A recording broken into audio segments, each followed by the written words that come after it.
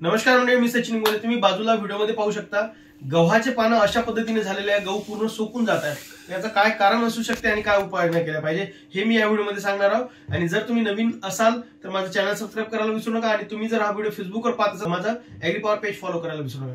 मंडळी, ह्या वर्षी तुम्हाला माहिती आहे वातावरण खूप खराब होतं।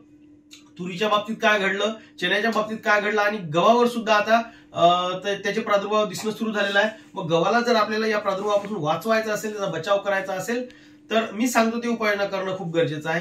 सगळ्यात पहिले युरिया फेकून द्या, पाणी देऊन द्या आणि त्यानंतर जी उपाययोजना करायची ती फवारणीद्वारे करायची। त्यामध्ये तुम्हाला घ्यायचं आहे आंतरप्रवाही बुरशीनाशक। तर कुठलं घेतलं पाहिजे? तुम्ही टिल्ड घेऊ शकता, ज्यामध्ये प्रोपिकॅनाझोल नावाचा घटक आहे, 12 ते 15 मिली प्रति 15 लिटर पाणी।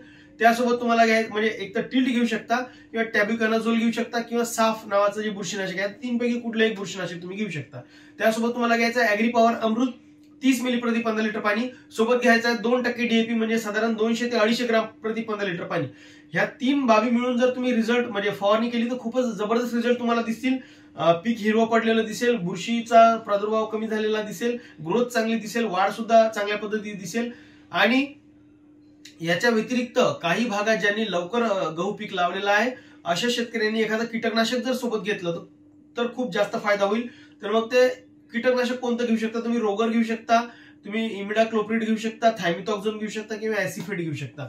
या 3-4 पैकी कुठलंही एक कीटकनाशक तुम्ही घेऊ शकता जर तुम्हाला तुमचा गहू पीक वाचवायचा असेल आणि जास्तीत जास्त उत्पादन गहू पिकाचं घ्यायचं असेल। कारण यावर्षी वातावरण खराब असल्यामुळे पिकाचा पुढं खूप जास्त वाईट परिणाम पिकावर होऊ शकतात या बाबीचे, म्हणून आताच उपाययोजना करणं गरजेचं आहे। म्हणून मंडळी लक्षात ठेवा, असेल तर सबस्क्राइब करा ऍग्री पॉवर। धन्यवाद।